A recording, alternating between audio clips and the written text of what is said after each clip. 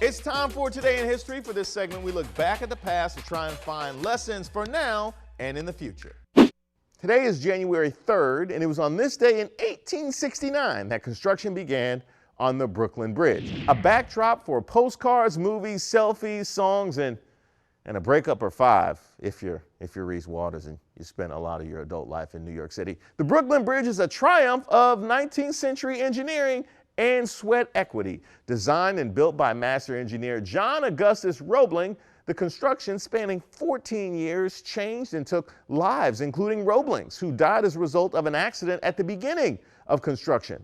Washington Roebling, his son, would take over as chief engineer before suffering a crippling attack of decompression sickness, aka the bends, for any of you divers out there. Confined to his apartment, he would lead operations from his bed with the help of his wife Emily and a set of binoculars. He wasn't the only one to suffer from decompression sickness either, as workers spent hours working underwater in pressurized cabins, clearing mud and boulders from the bedrock. Known as sand hogs, they suffered headaches, bloody noses, itchy skin, and worse, for $2 a day. The bridge opened on May 24th of 1883, with Emily riding the first carriage across carrying a rooster as a symbol of victory. I have no idea why.